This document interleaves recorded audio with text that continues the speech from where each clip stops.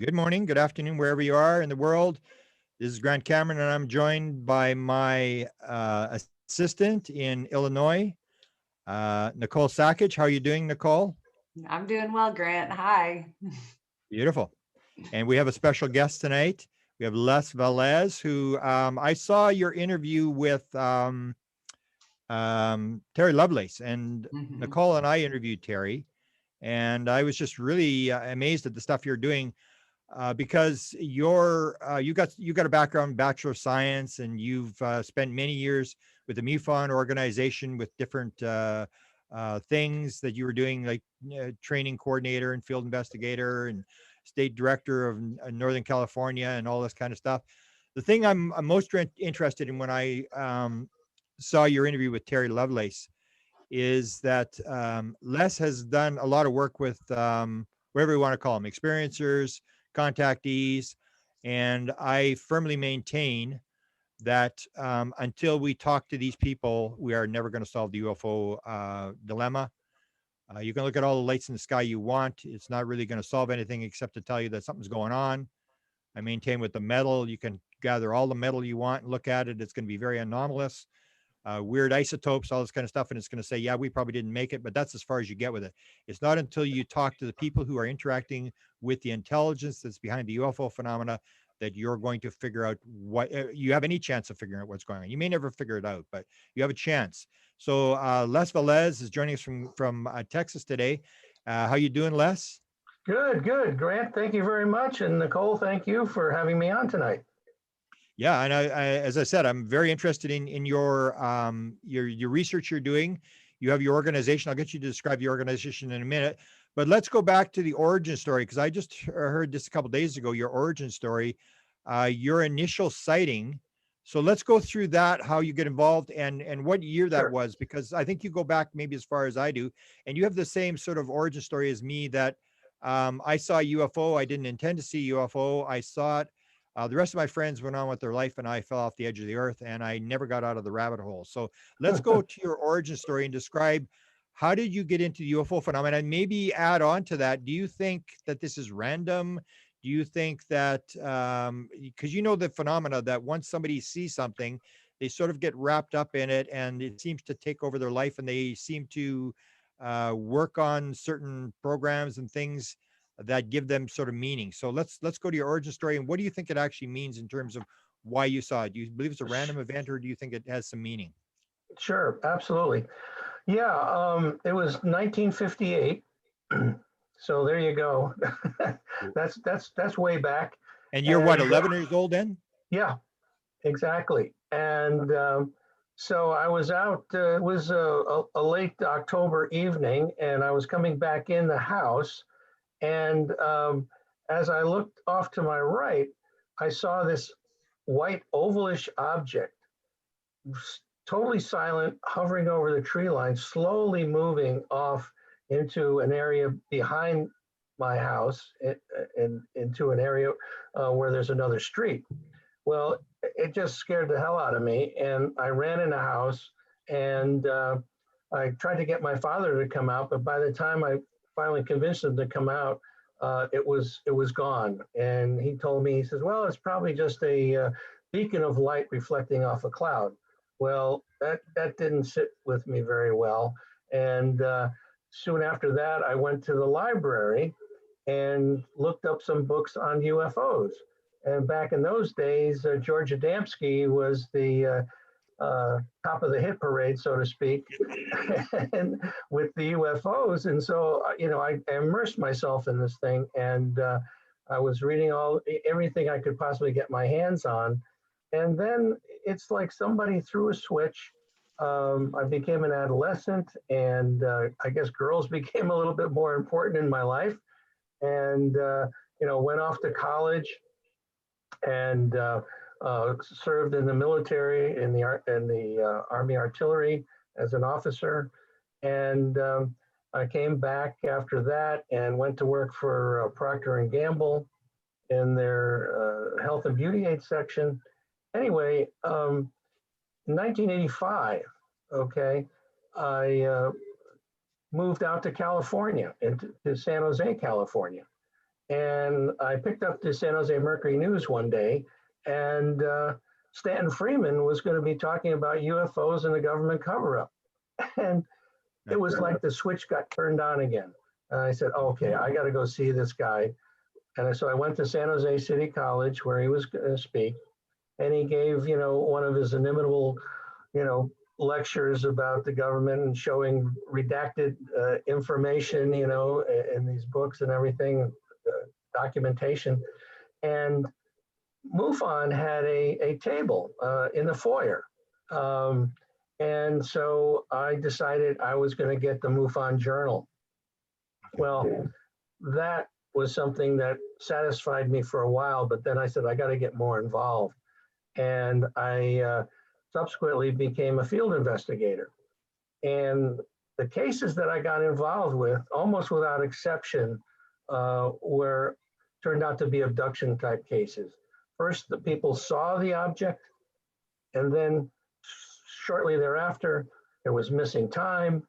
And then subsequent to that, after they had either conscious recall of the situation or with help from a therapist, they discovered the fact that they had been taken and brought on board a craft.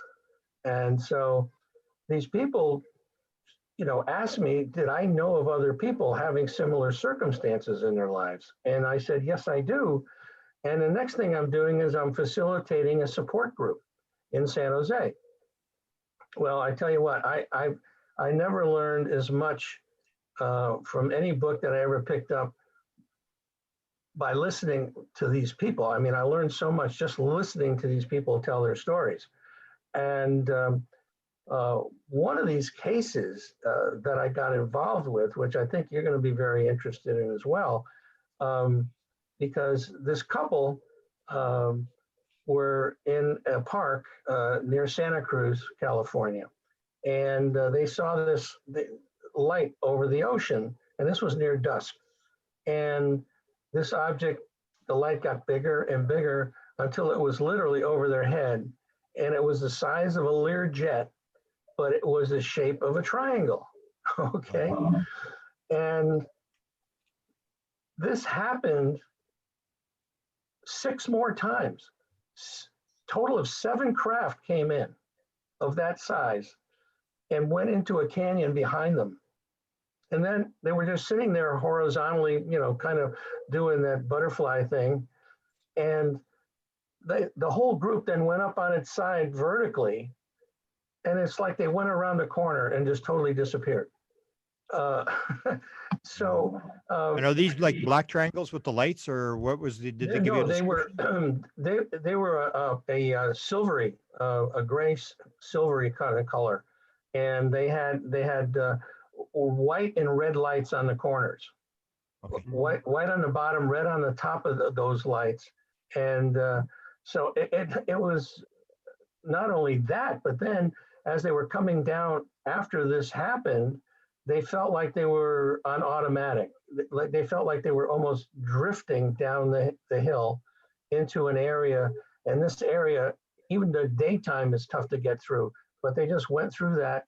And the next thing they know, they have almost 4 hours of missing time, and they end up in a restaurant up the coast. And they have no recollection of what happened. They came to our support group meeting, and they brought some photographs of a rash that they had on their body after this experience. They had gone to one doctor, and he wasn't sure what it was. And then they decided to go to another doctor to get another opinion, and he wasn't sure what it was.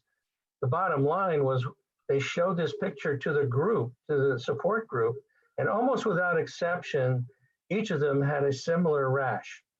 And the thing that blew my mind at this point was the fact, not just the fact that these other people had a similar rash, but the fact that one person in the group said, I know what that's from. So of course we're all sitting there with our mouths hanging open. And the person said, it's a reaction to the fluid that they dip you in to sanitize you when they bring you on board the craft. So Anyway, And who were they dealing with? What was the beings? Did they do regression to find out what the beings were? the couple decided not to do that. Okay. They didn't want to go any further. They were really shaken up by this, and matter of fact, I got a call. This happened in the early 90s. I got a call from the man that was involved with this thing about 2 months ago, and he said, Oh. "I just need to talk to you to go over this case again, and try to reassure him that he's okay and he's going to be fine, and that probably if he hasn't had an experience since then, it's probably not going to happen again." Now, But why would he phone you? Must the have been something. triangles, the crafts that they saw, were they the solid 3-point triangle, or were they Yes. more of the chevron shape? No, it was a solid. It was a solid. Yeah, Okay. and so these support group meetings were really informative. And this one session I had, one of the people in the group said to me, he says, "Oh, I've seen you before." I said, "Really? Where?" At the UFO conference or something. And, "Oh no, I saw you on board the craft." I said, "Really?" I said, "That's interesting." Of course, I kind of blew it off because I have no conscious recollection of it. It was probably a year and a half later that another person, totally different person, said the same thing to me. He says, "I've seen you before." I said, "Where? At the conference?" I said, No. I saw you on board the craft. You were sitting on this bench naked and you were freaking out, and they told me to go over to you to calm you down."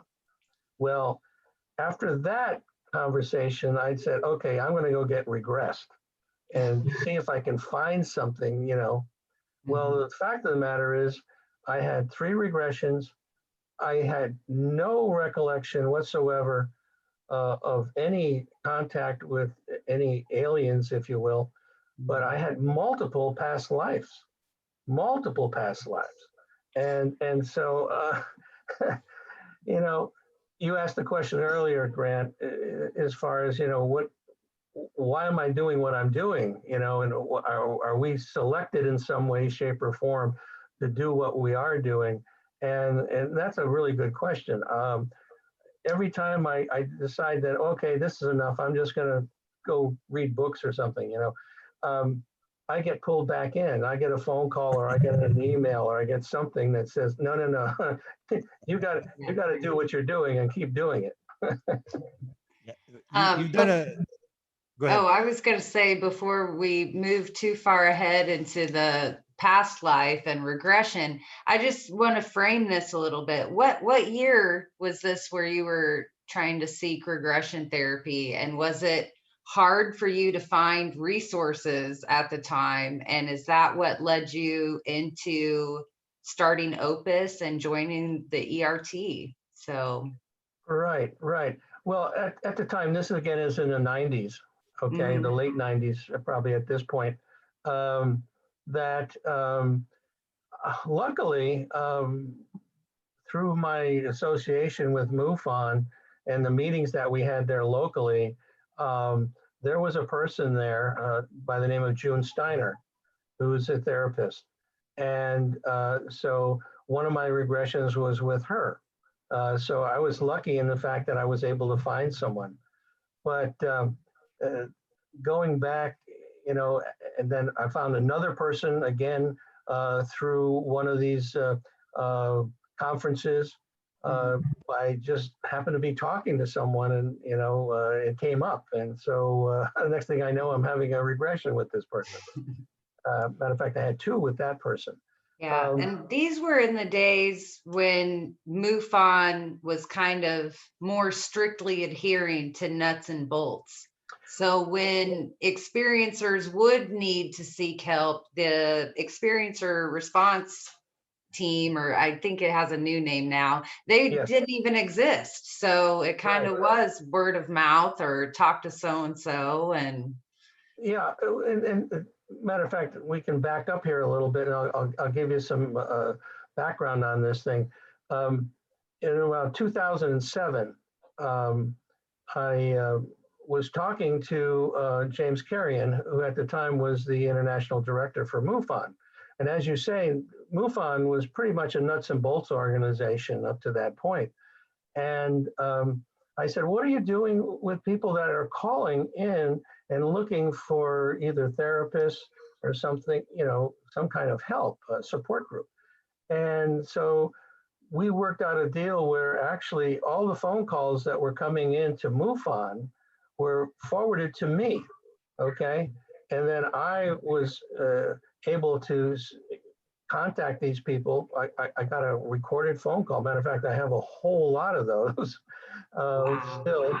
And the conversations are amazing, the things that they left on the voicemails.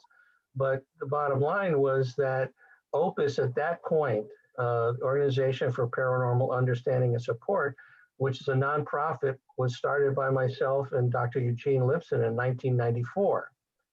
After a woman down in Carmel, California said, hey, can you guys help me?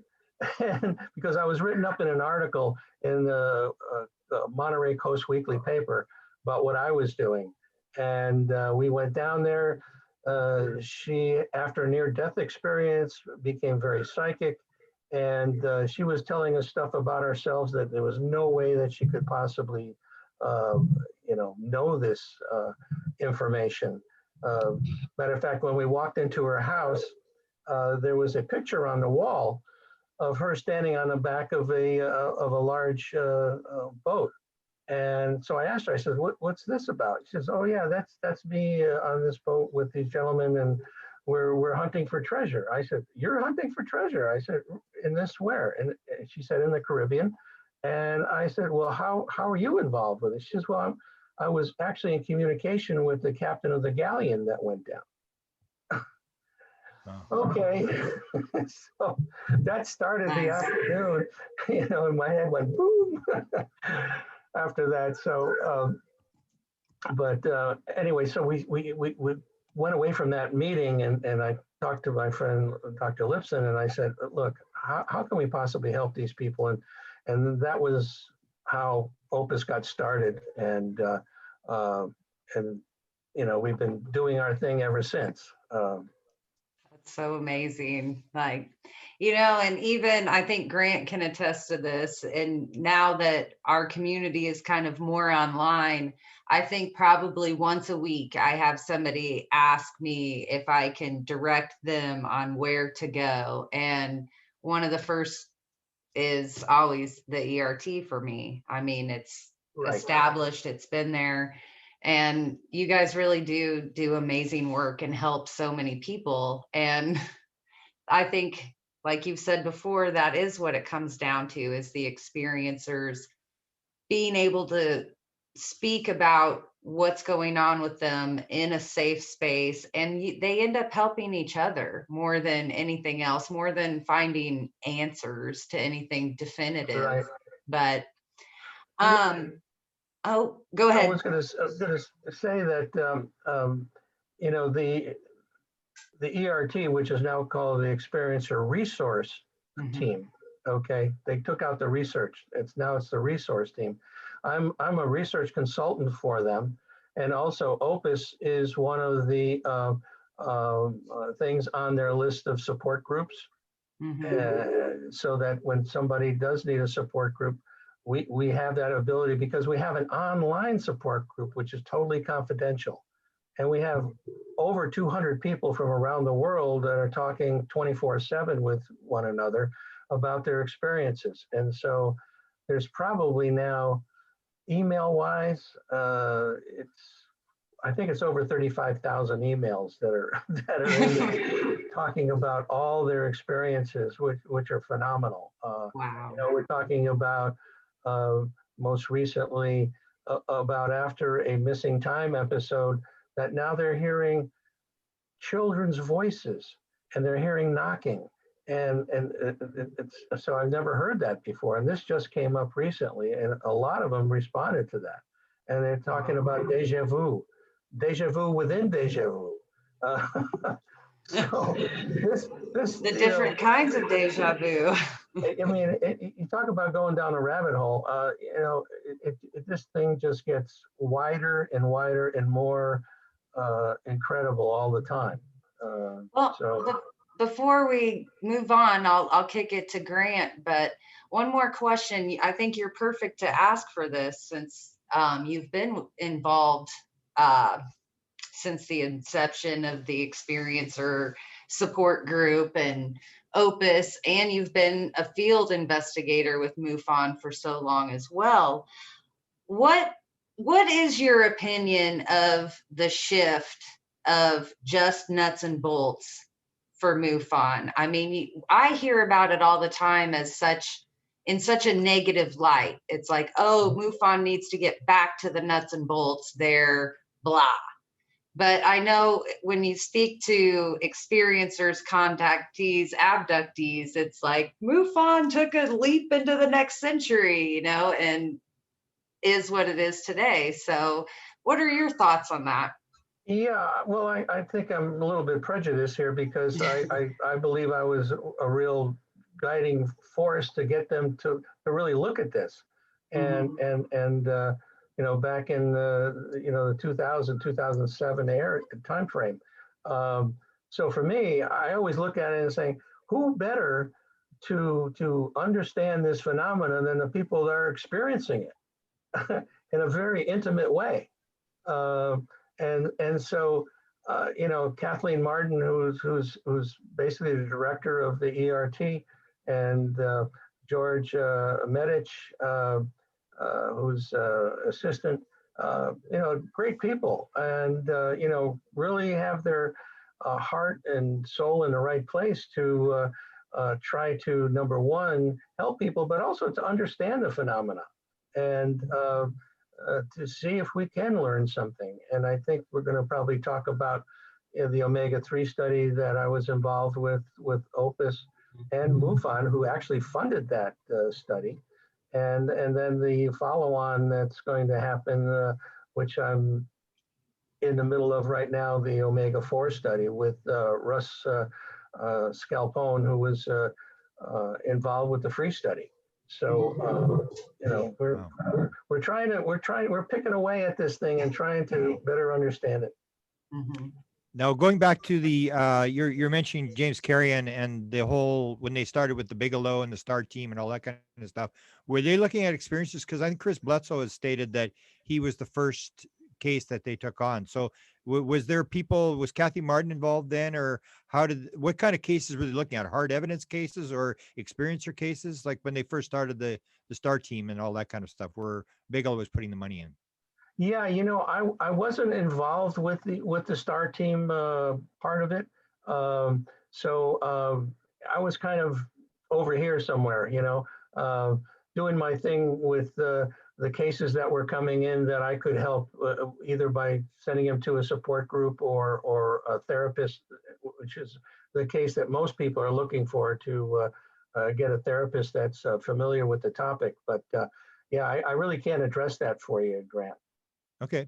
Well, so when did the shift take place? When was where they actually made the move to say, okay, we're going to deal with the experiences? Because I've got the same thing with that Sinead or that Nicole points out, is people saying, well, this is anecdotal. We need hardcore evidence and all this kind of stuff. And I think would say the whole UFO field, there's really nothing you can really pin down when you start really looking at it. I think you described this. It gets more and more and more complex the more you look at it. So when did that shift take place? And you were involved, you said, with this? Oh yeah, I think like I said, 2007 is when I talked to James, and he gave us the okay to start working together. And then they asked us to get involved with a study, and that's how the omega-3 study came out. That was about 2009, and we actually presented it at the symposium in Denver in 2009 or 2010. I forget exactly what year it was, but so I think that was the key time frame that they finally said, okay, this is something that we need to pay more attention to, and then of course Kathleen Martin came into the picture thereafter. gosh, I'm absolutely terrible with dates. It's like I have a hard time remembering what I had for dinner last night. No, let alone Yeah. dates years and years ago. But that was really the beginning of it, and it was received very well, and so I think they finally, with the advent of the ERT, which was preceded by the AERC, the Abduction Experiencer Research Committee, which I chairmaned, and got people involved with that. Some pretty interesting names, as a matter of fact. Let me just, we had like Rick Strausman, the DMT. You had him? Yeah, we had him on the committee.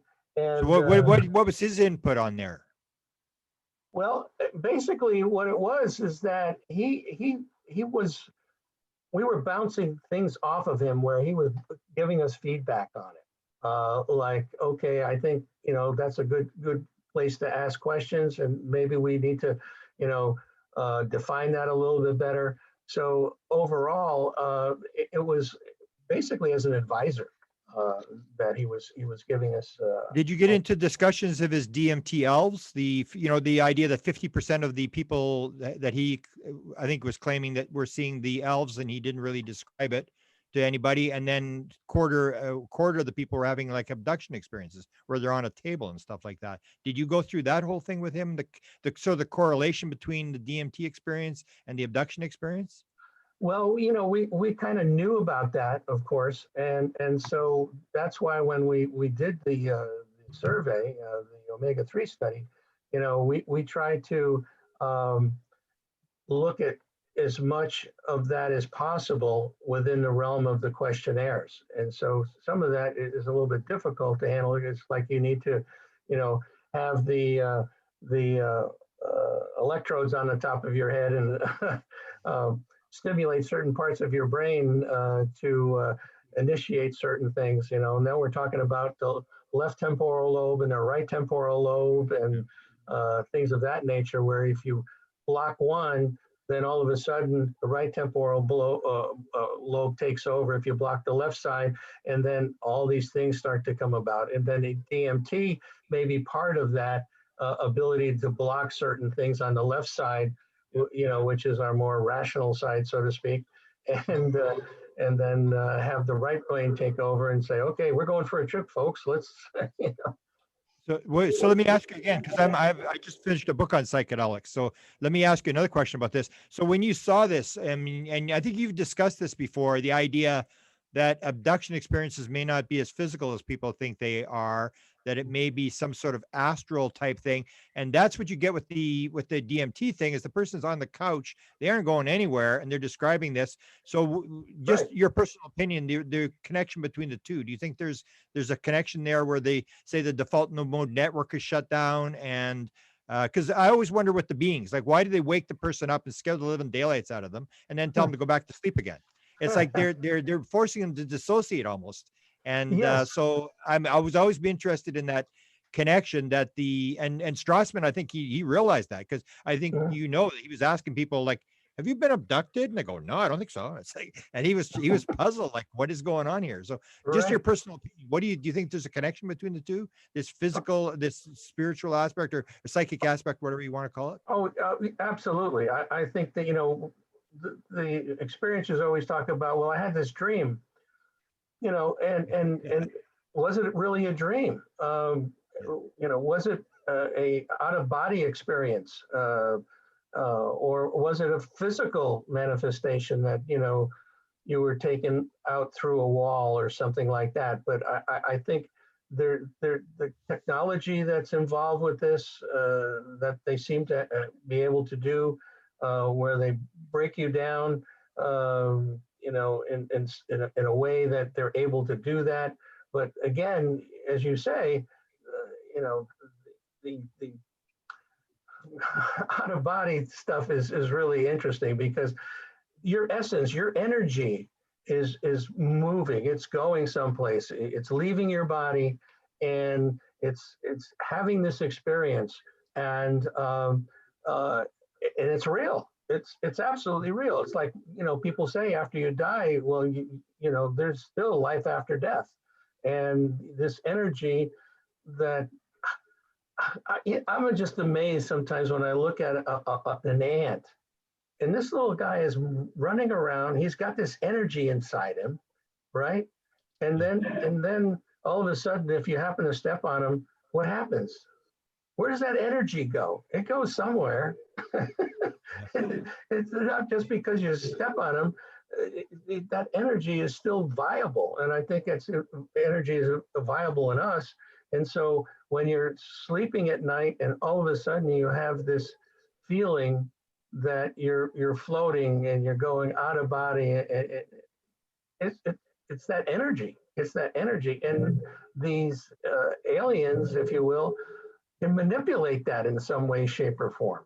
They have access to that. And then of course there are physical instances where people are absolutely taken and paralyzed and then taken on board a craft and probed and all this. Can I jump in? And Les, I would just like it if you could maybe run through the omega-3 survey for us, or maybe tell us what maybe your top 3 or top 5 most interesting findings, or yeah. And what we did, we took 71 people that were claimed to have been abducted, and 51 people as a control group. And so what I'm going to do is, the easiest way for me to do this, and I think it'll be the most informative this way, is let me just read this to you, okay? Mm-hmm. In general, abductees' experiences profile differently than do their comparison counterparts on a number of general psychological and specific neurological variables. Yet there are remarkable similarities between the experiential group and the comparison group. It should be noted that in no case did experiencers or comparison group participants show any signs of mental illness or personality disorder. So that's a really big factor right there. They did not have a psychopathology. Fantasy proneness, which is something that, people bring up all the time, though all these people are just, making this stuff up. Fantasy proneness does not appear to play a differentiating role between the experiential and the control groups. However, sensitivity to alternative realities and early and recurrent paranormal or psi experiences seem to play a role in the abduction experience. Here's another thing that's kind of interesting, and it's been brought up before as well. Childhood conflict, psychosocial tension, and abuse and trauma more than likely facilitate a dissociative coping style in later life. And dissociation, again, is this ability somehow to close down the left brain and the right brain takes over. Let's see, how much a part of dissociation plays in abduction experience remains an open question, but the ring and rosing, this is 2 gentlemen that did previous analysis back in 1990, abuse trauma dissociation pathway remains a viable descriptive, if not explanatory principle. Both experience with and interest in the abduction phenomena have impact on how one's body is perceived to function, how one views the world, and one's purpose in it, and how one defines or redefines one's faith, tradition, and beliefs. In essence, both experience with and interest in contact seem to change one's sense of self and one's worldview. And you hear about this all the time, that after these things happen, we need to be better to, the environment, take care of our ecology, be better with one another, love one another. They're all very positive things that seem to come out of this thing. Abductees' experiences believe that there is a sentient, purposive alien intelligence at play in their lives and at work in the world. What the intelligence's goals are seem to be more beneficent than malevolent, more benign than malignant. This, though, remains an open question and a point of doubt in the minds and hearts of some abductees' experiencers and some comparison control participants. It also remains a point of contention among abduction researchers. Yes, indeed. The brain, now this is another interesting part. And the temporal lobe is being talked about a lot lately. The brain generally in the temporal lobes and limbic system more particularly play a mediating role in the anomalous experiences such as abduction. This in no way implies that abductions are all or only in the abductees' heads. Rather, it points to the likelihood of temporal lobe lability, which is in other words being open to change, as a preset or a precursor to extraordinary experiences. While it would be too reductionistic to claim that the brain creates such experiences, it is not far-fetched to think that the brain plays an important part in the who and the what of extraordinary experiences and how they are interpreted.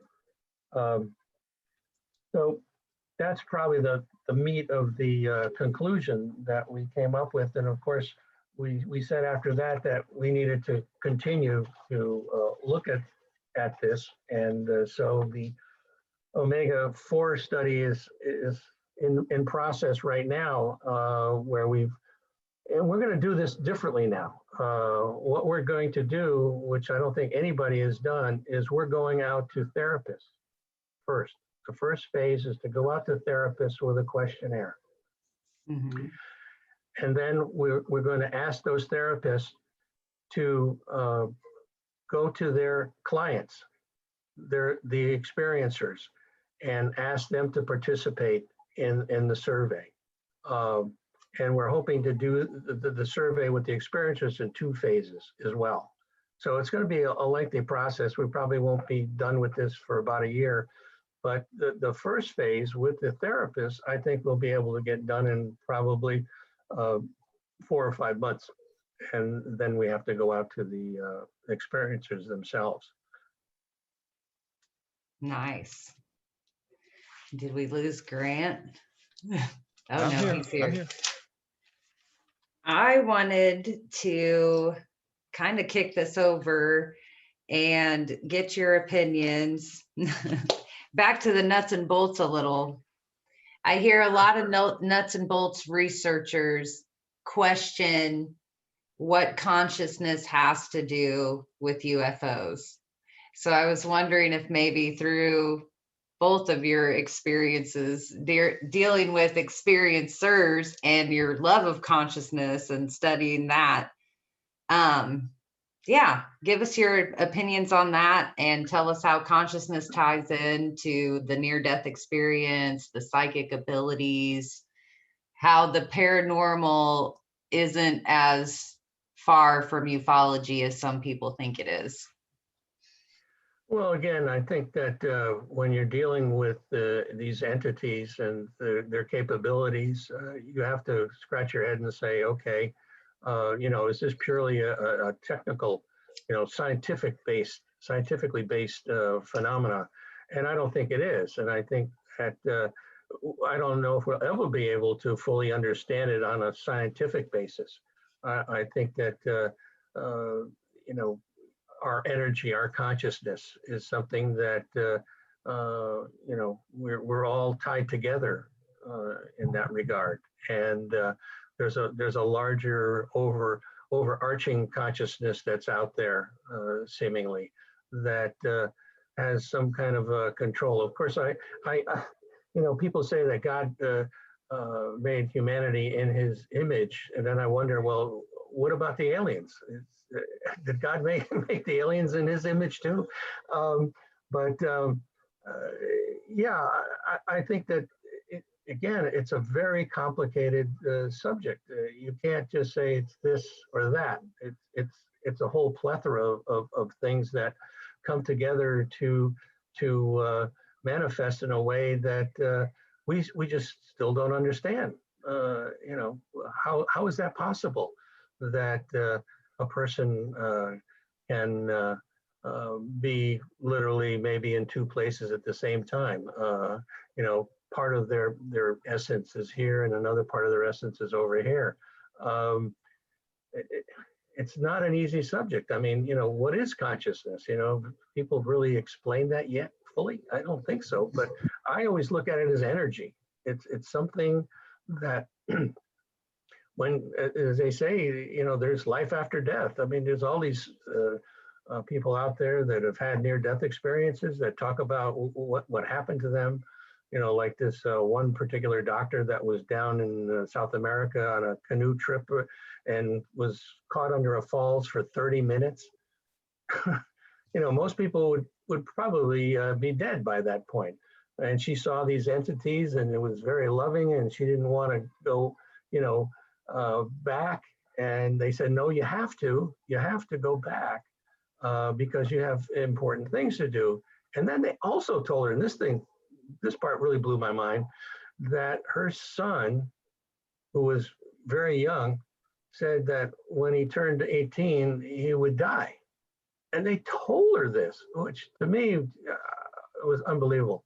Long story short, when he turned 18, shortly after, he was killed in an automobile accident. Wow. And Let me jump in here with a question related to that, because I think you mentioned in a number of interviews, you have got people coming forward now who believe something's about to happen. And usually, from my experience, the experiencers, the visions they get are not like grandma is here with a message, she loves you, this kind of stuff. I saw 9/11. I had 6 people saw 9/11. It's the one guy saw the fires in Australia a year before they occurred. You see these really catastrophic things. So what do you advise somebody? Because when these people come forward with these, and you can confirm to me whether people are starting more and more to do this, it's a pretty traumatic thing. You got to come forward and say you saw New York being destroyed or something like that. And what do you think about all that? Well, there's a lady up in Canada. I don't know if you know her, Patricia Mona. I don't know if you've ever heard of her. No. She's a psychic, and she's worked with the police departments, finding bodies, and but also telling people about their future lives. And so psychic ability is real. I mean, these people can see not only the past, the present, but also the future. And so there's no such thing as time. Yeah. It's just this continuum that you can tap into. And so I totally believe that these people have that ability, and it's some people can handle it, and other people have a real hard time with that. A matter of fact, the support group, the Opus support group, has been talking about everybody feeling something significant supposed to be happening, but nobody could really, pinpoint it as to what it might be. But then there was one person in their group that was evidently did mention something about the fact that the 9/11 incident was something that came up to her, right around that time, and said, yeah, it happened afterwards, and she felt terrible, and she didn't know who to talk to about it, and that's another factor.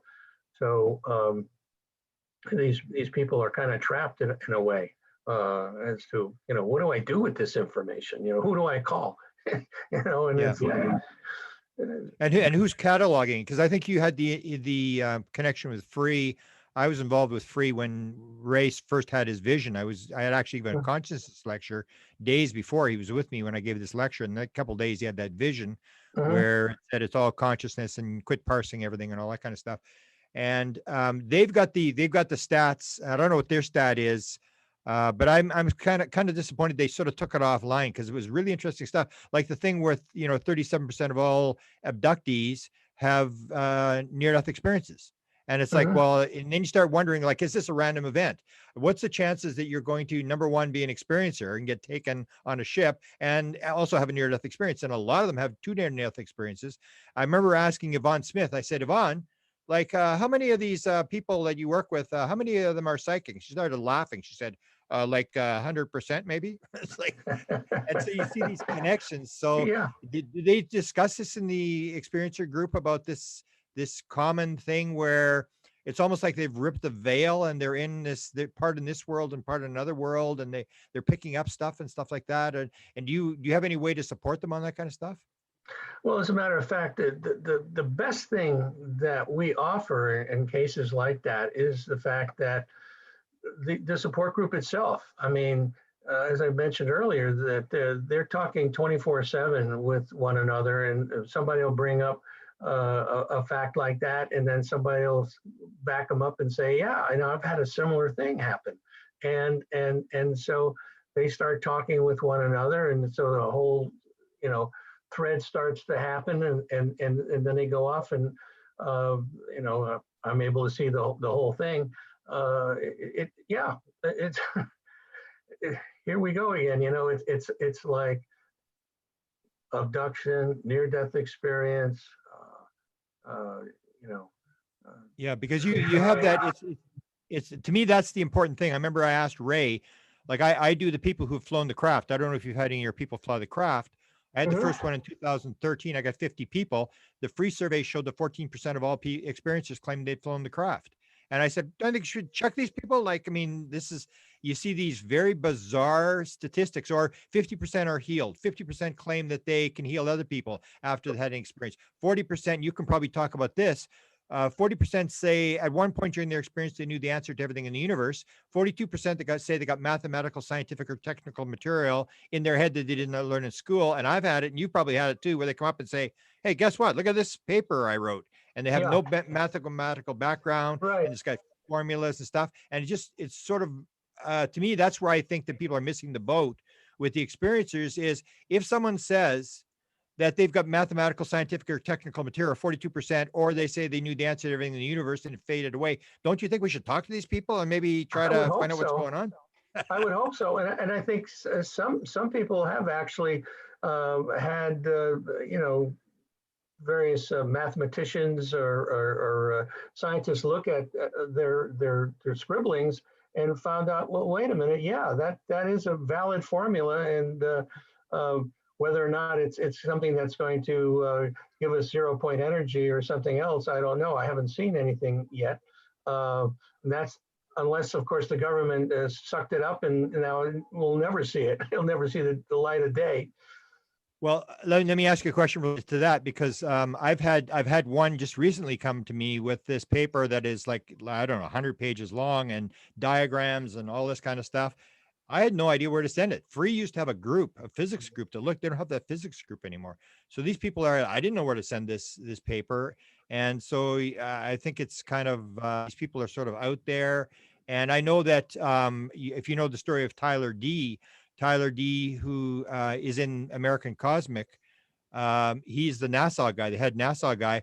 He deals with experiences. I had an encounter with him in 2013. He actually introduced me to an experiencer because he had a download. So did Gary Nolan, all these guys. You find out these, like Bob Bigelow had the beings in his room when he was a little kid. You start realizing, oh man, all these people are down the same rabbit hole as you and I. Yeah. And I remember Tyler D introduced me to a girl who lived in Canada, now lives in Florida, where Tyler D is. And he was getting her to record all her visions that she was getting, all the things that she was logging all this stuff for him.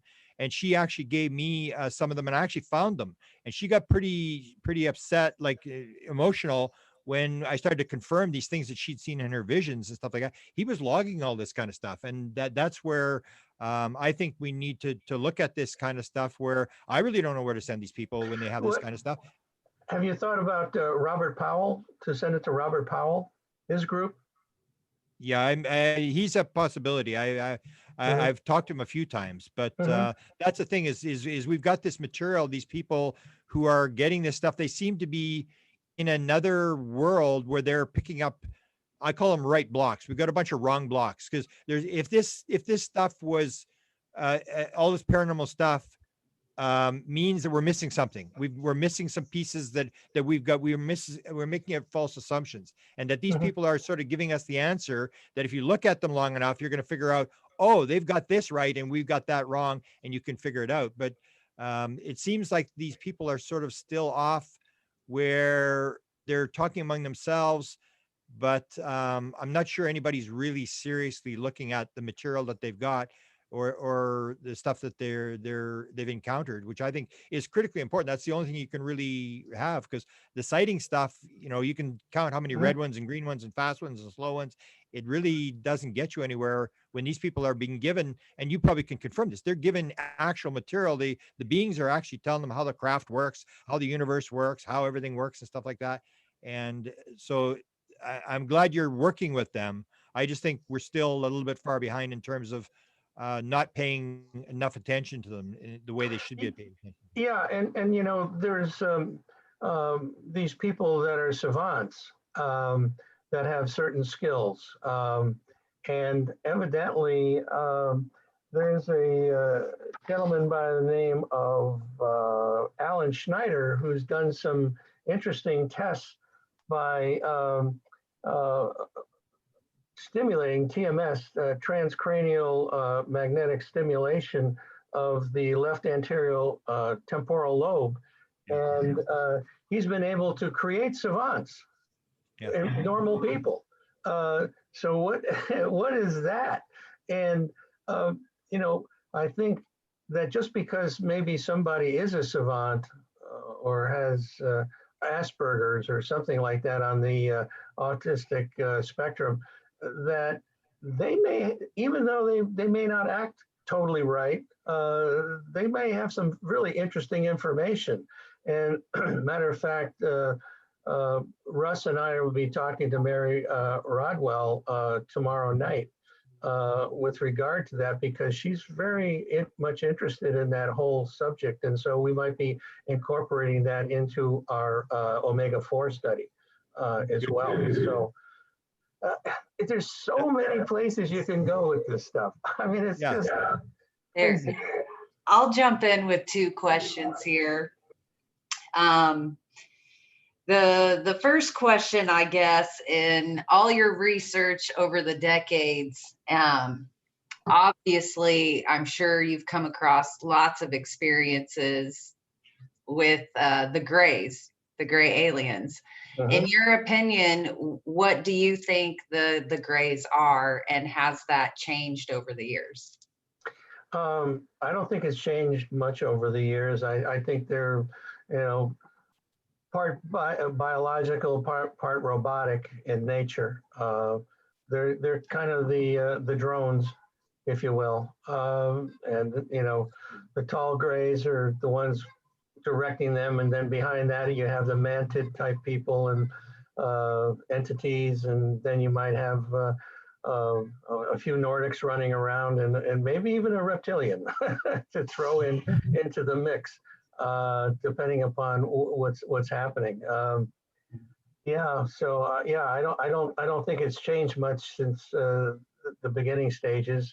Of course, the colors may change a little bit. There may be, instead of grays, they may be brown, or they may be blue. So there's some more color combinations that seem to be prevalent as well. Let me jump in with a question there, because I'm interested in this area. Do the people that you have always see the same beings? Because what I find is that when you go to people and you get their experience, if you look over their whole lifetime, it starts with one being and then it turns off to another being, and then there's suddenly a different type of being there. And so you either have a thing where they're being passed off from person to person, or I'll give you an example. Reptilians, I don't think were described till 1988. I helped a girl publish a book, and I wrote the foreword for her second book. She's a reptilian experiencer. And so she was telling me these stories, and she's got the hybrid child. It looks like a reptilian and all this kind of stuff. And then when I'm looking at her first book, I go, hey, so I go, Nancy, can I ask you a question here? You were taken in 1962. Yeah. And Mr., she calls him Mr. And this is the reptilian. I said, Mr. was on the ship. Yeah. So what do you look like? Said, oh, he's a human being with ordinary hair. And I said, did you ever ask him if he was an alien? And she said, yeah, he said he was from Earth. He's never, and basically said, no, really not an alien. And the other one that I can bring up is Sherry Wild, who, if you know the story that she had, she's dealing with a Zeta, who's supposed to be from Zeta Reticuli. And he says, I'm from Andromeda. She takes the book to the publisher, and the publisher said, hey, Nancy, or Sherry, something's wrong here. He can't be from Andromeda. He's a Zeta. So, and she said, really? And he said, yeah, go and ask him what's going on here. So she goes and says, you said you're from Andromeda and you're a Zeta. So like, are you an alien or what are you? And he said, no, that would not best describe what I am. I'm an etheric being. And he said, we use the theta body, we use the gray body because it's the most, what do you call it? It's a good fit for us. It's easier than a physical body. And so that's the question I want to ask you is like, because you started in 57. So you have 1950s, it's all human beings. They're going for rides on ships. Suddenly Betty and Barney Hill get abducted. And suddenly we get this absolute shift around where suddenly they're no longer from Venus and Mars and the moon. Now they're from Zeta Reticuli and the Pleiades and Andromeda and stuff like that. In the 1890s, when they asked them, they said, oh, we're from Mars. We have this wooden ship and we came from Mars and stuff like. And so what do you think about all that? Are the aliens actually aliens, and are they impersonating aliens? Or because you see these stories where people, the beings seem to change, or as you know, when it first starts, the experience is very negative, and after they had like 10 experiences, suddenly it's like the free survey showed 83% say if they had the chance to shut it down, they would not shut it down. That was my second question. I was going to say the evolution of bad to good. Well, that's a good question. And matter of fact, we talked about that today. We were talking with Don Derry today of the ERT group, and we kind of think that the free study was skewed in a way because of the fact that they went out to just a whole plethora of people. And based on the overall feeling that these people had, based on the knowledge of who the people were involved, where Ray went out to get these people, was maybe more positive. So that's why we're so interested now in doing it through the therapist, because these people obviously have an issue, and that's why they went to a therapist. So we may get a whole different skew on this thing. But as far as your original question, all the people that I have ever worked with, since my involvement with MUFON in the early 90s, have all been mostly grays, predominantly grays, and then you had reptilians, and then you had mantid type people, and then you had Nordic type people, and you had the military. You had military too. That's a whole nother ball game. And so is it something that at the time, how do we describe these entities? Back in the biblical times, they were angels, or they were demons, or they were something else. They weren't aliens. So it's whatever your mindset is and whatever your background is, how you describe these things. So I think these things probably show up and appear to the person as what, you hear these things where they shapeshift and they appear as an owl, or they appear as some other creature that you're comfortable with. And then, if you're able to see through it, and some people have the ability to do that, they actually see the entity as it is. And then you have, forget the ones that are quote unquote solid. You have ethereal type beings, light beings. You have whole gamut of creatures that seem to have some type of intelligence and are interacting with the abductee. Okay, let me continue with that. If you've read Peniston's book, Peniston has a conversation with Kit Green, and Kit Green is doing this study on experiencers. He's got 8 people on the experiencer team. Department of Defense money seems to be coming from Bigelow. He confirms this, and he says in there, basically the people see what they want to see. It's influenced by their religious background or what they really believe, that kind of stuff. And then you take a look, for example, if you look at even the abduction thing, if you look at you're familiar with the Wilson leak document where at the end it says there are no abductions. Kit Green Yeah. says exactly the same thing. Kit Green says no abductions ever. I went and looked at all the people on the NIDS board that would have got that paper. I looked at Edgar Mitchell. Edgar Mitchell says nope, no abductions. Jacques Vallée laughs at the abduction scenario. And so I couldn't find anybody that really went along with the abduction scenario. And it was this idea that it may be more of a mental phenomena than we really think it is. And so what do you say to like Kit Green, who says no abductions ever? And this is the guy who ran the weird desk at the CIA and is running the big experiencers survey where they're doing the DNA and the Cadet Pudaman and all that kind of stuff. Yeah, that's interesting. That they would come out and say that. So then, what is it? Some type of a psychopathology we don't understand, or some type of a mental thing that? And that's, I mean, it could be. It absolutely could be. And that's part of what we're trying to do with this omega-4 study too, is to really try to look at this thing and dig in a little bit deeper and hopefully with the help of the therapists with their part of the survey to try to better understand truly what is going on with these people. But they come back with all kinds of things where they have the wrong clothes on, or they have marks on their body that are unexplainable. They have implants in their good old Roger Lear, took out a lot of implants and, had some pretty unusual things with regard to the implants as far as transmitting frequencies and things of that nature. So maybe it's military, why would the military be involved if there wasn't something more going on? Yeah. Let me bring up another thing. The thing with the body marks, I have the same sort of, I wanted to ask you about that. How many people have the triangles? Because it's like, why would if you're an alien and you're abducting somebody for their sperm, what are you putting a triangle on the person for? And I've got some pretty clear triangles on people's bodies. And it's sort of like, no, this is for real. This wasn't a dream. No, this is actually happening. Or the, guys with cuts in their head in the crown of their head and stuff like that, experiencers where they're asking me, why would they do this? Or why would they put people's clothes on backwards? People think it's because the aliens are stupid. And it seems to be like, no, your clothes are inside out backwards because we want you to know that wasn't a dream. This really happened, that kind of stuff.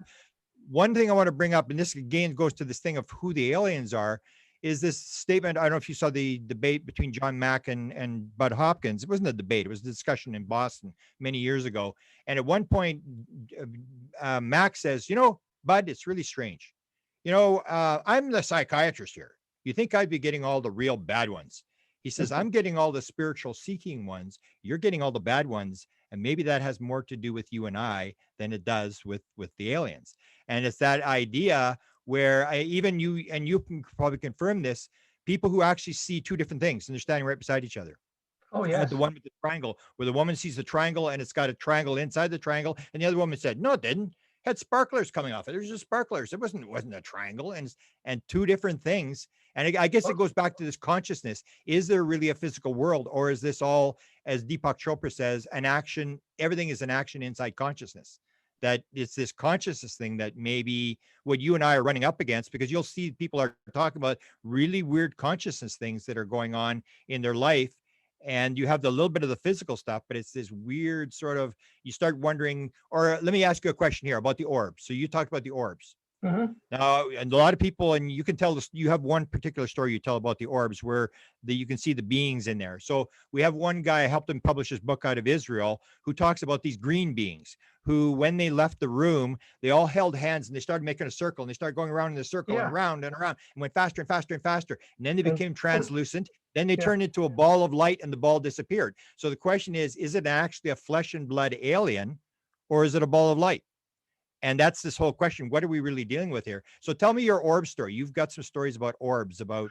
Yeah, I had gone to Sedona and met up with Mr. Dongo, and he says, you need to meet this lady.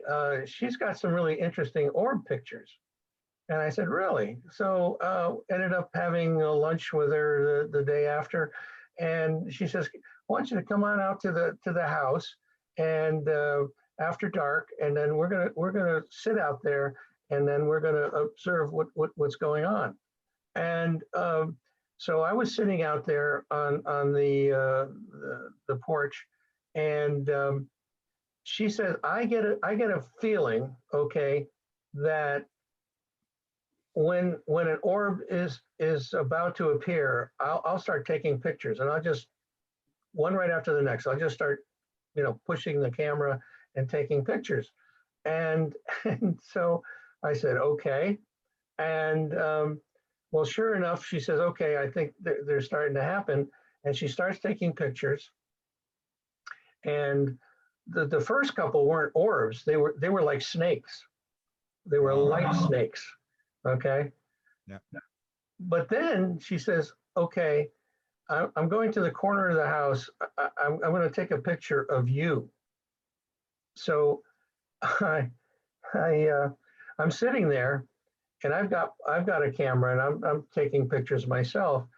And she starts clicking away, and there's this orb over my head, a reddish orb, and it had like this little yellow cap on it one side. And of course, as she was taking these pictures, still pictures, the thing moved, and she didn't move. She didn't move her camera or anything. I mean, she was nailed against the side of the house. She was using it as a brace, and so it wasn't a movement of the camera or anything, but this thing was moving above my head. So I mean, it was like, okay, what in the heck is that? But then she says, I want you to come in the house. I have much better pictures of orbs that I've taken, and I've blown them up. And so I took a look at this one, and I swear to God, you would see an alien, a gray alien, looking out of the orb. And then there was one behind him looking in another direction, and another one on the other side looking in a third direction. And it's like, okay, so what are these things? Portals, mini portals of some sort, where these entities are able to see whatever they're, wherever they want to go, or see whatever they want to see through this device.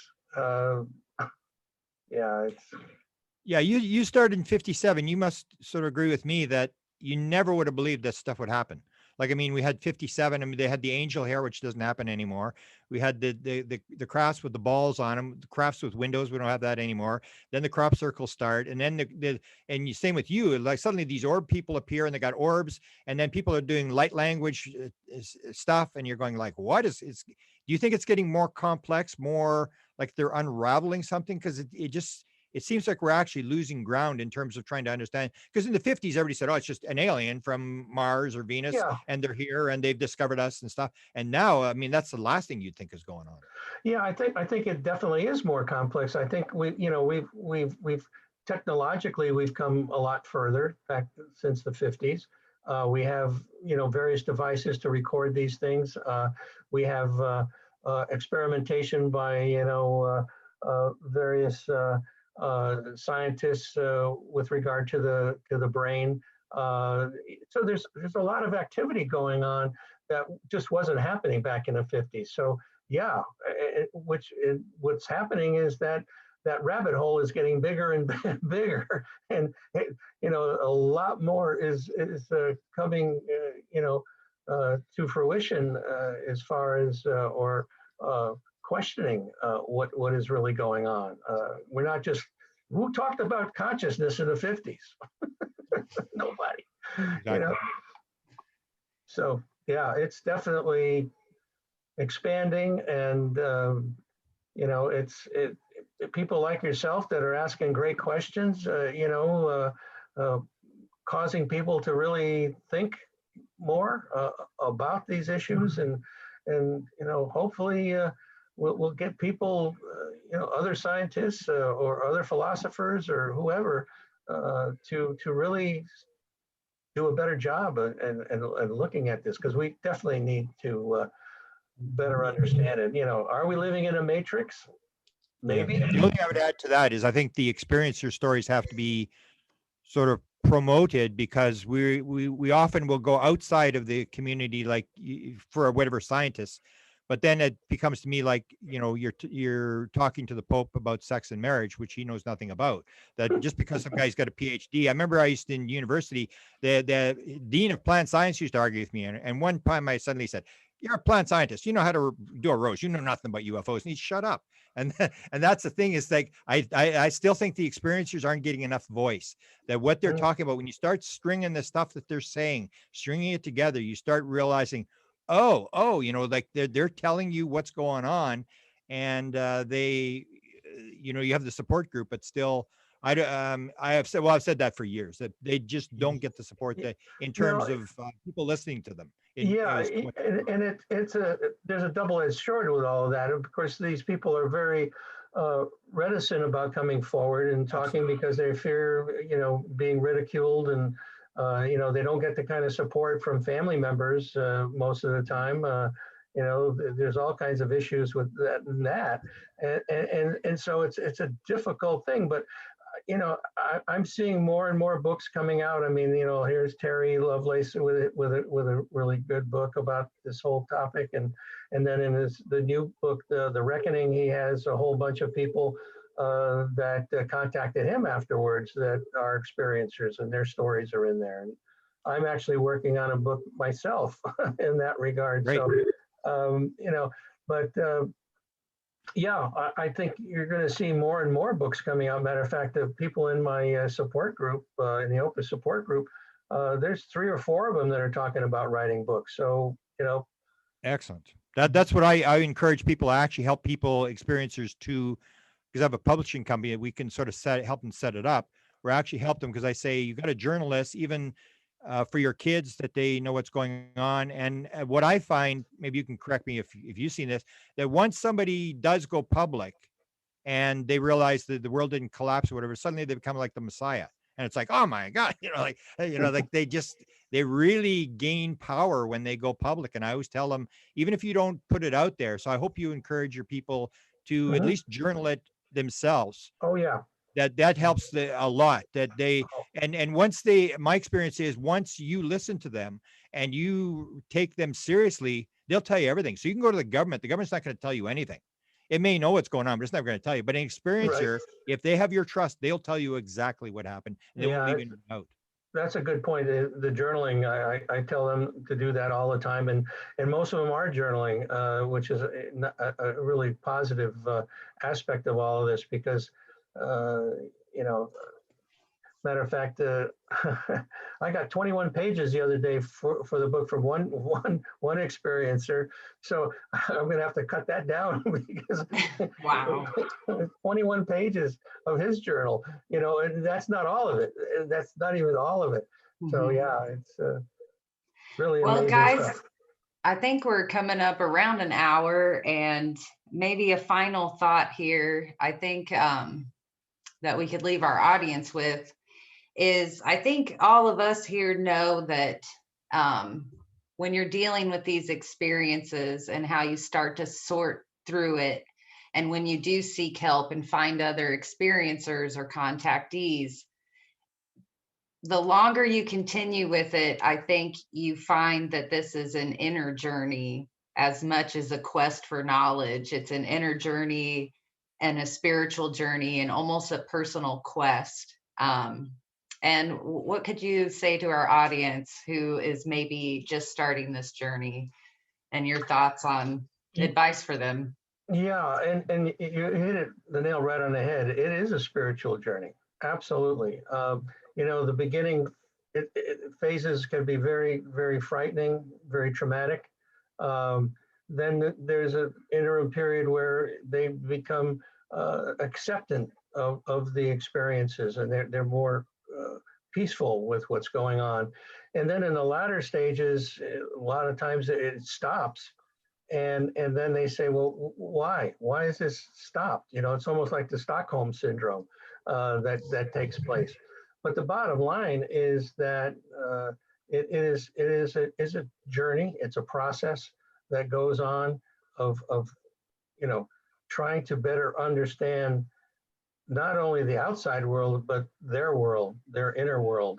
And they come out a better person, a much better person. You know, they try to be more kind to one another. They're concerned with the ecology of the planet. You know, so it's a very progressive, positive experience if they can go through that beginning phase of it, which some people can, most people can, but some people can't. And so they need more assistance. And that's why Opus was created, to help people having these paranormal experiences. And it's not just, we don't deal with just the abduction phenomena, but as it turns out, it seems like we've found our niche in doing a lot of that type of thing. And so if people do need help, they can go to our website at opusnetwork.org, and there's a support button there, and you can hit that, and we'll be contacting you within 24 hours. I've still got a couple of things I just want to go over. I'm really happy that you're encouraging. So a lot of times when I talk to experiencers, what I get from them is, like, for example, the woman with the triangles. Yeah, okay, I know something's going on. They left me alone. She's an older woman, past her birth giving years, and now they're back, and she wants to know, so what's going on? Why are they dealing with me? And you probably know that a lot of people have this sense of mission. Like, I'm supposed to Yes. do something. I don't know what I'm supposed to do. So what do you say to those people when they come to you as the authority and they want to know, like, why is this happening to me? What do you say to them? Yeah, well, I mean, there's multiple reasons why it might be happening. I mean, it may be something that is generational. You know, I've had so many people's, after I asked them, I said, so did your parents or grandparents ever have an experience like this? And if they didn't know, soon thereafter, they might ask, and they find out, well, yeah, they did have an unusual experience. You know, they also, they talk about the Native American lineage that seems to be followed, and then also military families that seem to have these things go on. So I mean, there's not one particular thing, but it does seem overwhelmingly to be generational, where you know, they seem to be following a bloodline for whatever reason. And you know, as far as what the mission is, some people, you know, for me, for instance, if I was abducted, it seems like my mission is to help people. Okay. And for these other people, they may not know what the mission is right now, but they're told that at some point you will know what your mission is. And that seems to be very prevalent as well, is that they're told that you will know at the right time. Okay, excellent. Two last questions. What do you think the beings are about? Because people will talk about the hybrid program. So you take a guy and it'll take like 30 seconds to get the sperm, and the guy's on for 2 hours and he's taken, you know, every night or whatever. What do you think the beings are ultimately here? Do you think it's random? First, do you think it's random that they just happen to find us, or what do you think their mission is? Well, the mission is probably convoluted in the sense that you know, that we're been told, or people have said that you know, they're doing this because they have issues and they need to do this in order to support their own civilization in some way, shape, or form. So if you believe that route, then you know, they're basically you know, trying to survive. But you know, is it something like what we do with animals? You know, we'll take a dolphin, we'll pull them out of the water, we'll take a blood sample, we'll tag them, and we'll throw them in, and then a year later we catch them again and do the same thing. Or is it some kind of a learning experience for their group. It's like a school that's going on. So I think there's multiple ways that one can look at this thing, not just one particular way. And do they tell the truth? Who knows? Some people feel, yeah, they're very truthful. They've helped me in so many ways. And others say, nah, they're just a bunch of liars, and they're gonna just do whatever the hell they want to do. And so we're not at the top of the food chain, and so we're dealing with something that is we can't control.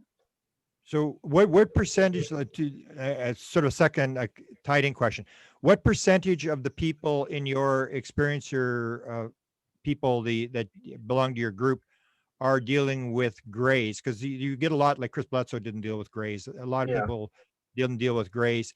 And in connection to that question, and then the question of the whole idea about the people that flying the ship. So to me, it's like they're teaching people, they'd say, they're taking me to school. Can you get them to stop me taking to school? They take me to school every night, and I've got to go to school, and I got to work, and they're bugging me and stuff like that. Where why would you teach someone to fly a ship? And so first, the question about what percentage are the people that you're dealing with? Are they grays? And then this other idea of these weird things. Yeah, the majority are grays. The vast majority are grays. And then it falls off to tall, short grays, tall grays, mantis, and then reptilian and Nordic type comes up last. And what was the other question there? The thing is the whole thing with these people having these abilities, like they seem to be trained, like the psychic stuff, or the and the MILAB people. That's what the reports I always get is the MILAB people are grabbed because they want to see what they've been trained. What are they teaching you? What are they telling you? What kind of abilities do these people have? Put a piece of machine in there. Can they make this piece of machine work because they can fly the craft and stuff like that? So yeah, I've had a few people that that have flown the craft. It was more like, hey, you want to fly the craft? It was like, it wasn't like, okay, I want you to sit down here, and this is the control to go left, and this is the one for, it wasn't like that. It was just like, oh, here, you want to fly this thing, and then they do it. And those particular cases, it's almost comical in a way. These people have a sense of humor, or some of them do anyway. Yeah. And it always involves consciousness, where you put your hand on a panel, you become one with the craft is alive. Kathy Martin's assistant always talks about that. So my last question to you would be your book. Let's talk a little bit about your book. What will people learn from your book in terms of what you're trying to get out in the message? What I'm trying to do in this book is first of all, give a brief history of Opus, of course, and what we do, but talk about the various physical aspects of the phenomena. James McCampbell, who I knew very well, wrote a book about ufology and the physical effects of electromagnetic effects on people and what that does. So there's a portion in there. There's a portion that's going to be about Mario Pagazzini, who did a lot of, he collected a lot of writings that people did, as far as symbolic writings and things of that nature. And certainly talking about the latest stuff that's going on. So trying to go through some of the more nuts and bolts, if you will, types of things, but also talking about, are we dealing with extraterrestrials? Are we dealing with interdimensionals? Are we dealing with time travelers? Are we dealing with the military? Or are we dealing with all the above, which I kind of believe is the case. And so put a thing together that shows, hey, wait a minute, there's a lot of evidence here. It may not be proof as we know, but there's a lot of evidence, and that points to the fact that these people are not crazy, and something is going on. And then I conjecture about what that might be, and I'll have the omega-3 study in there, and depending upon when I get this thing out. We'll have the omega-4 study in there too, as well, in the appendix. So Beautiful. You talked about the aliens lying. Well, I lied too. That wasn't. I've got one more question. I said it was sure. my last question. It's not. We have the odd conspiracy person listens in. So I've never had a threat from the government. I've been offered sort of documents and stuff like that. But have you had any run-ins in your long career with the government? Well, I had an incident that occurred. This goes back probably 20 years. I won't mention the gentleman's name, but he was ex-Air Force, and I thought he was a friend. And I was investigating a crashed UFO incident, and basically I was talking to him about this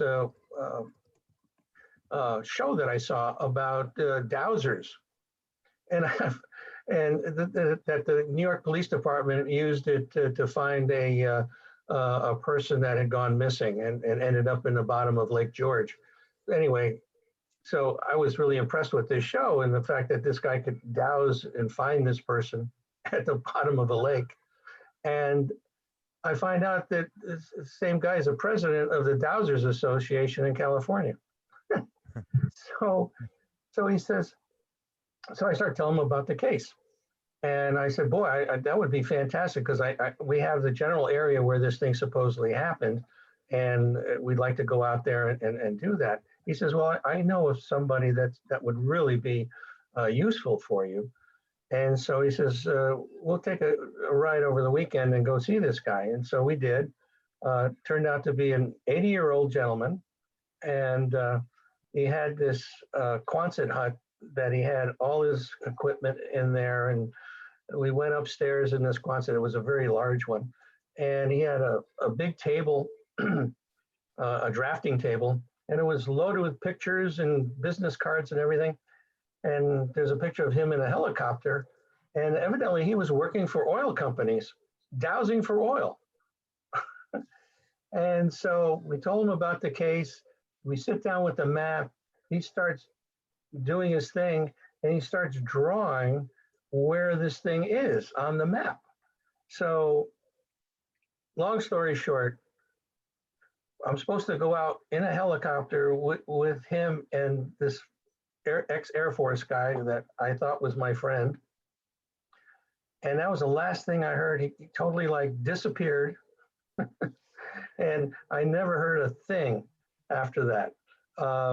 So it wasn't a threatening situation, but it was a very disappointing situation, and one that I still to this day think that if they went out there and they discovered anything, they certainly didn't let me know. And that was big disappointment.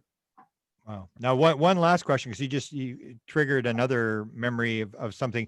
You had a long conversation with Lou Elizondo. Is he interested in experiencers? Is he interested in what your group is doing? No, not really. He was very much focused on the nuts and bolts side of things. I told him, what I was doing and all that, but he really kind of stuck to the, and he also mentioned at the same time that they think they have it kind of figured out how these things operate. So I said, wow, all right, very good. Wow, interesting. Okay. Wow. I'll let Nicole shut her down here.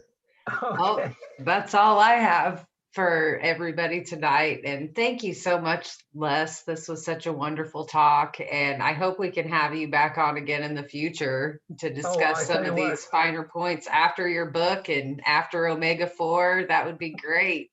Oh, absolutely. I appreciate it very much, guys. Thank you, Grant and Nicole. I really appreciate the opportunity to chat with you guys.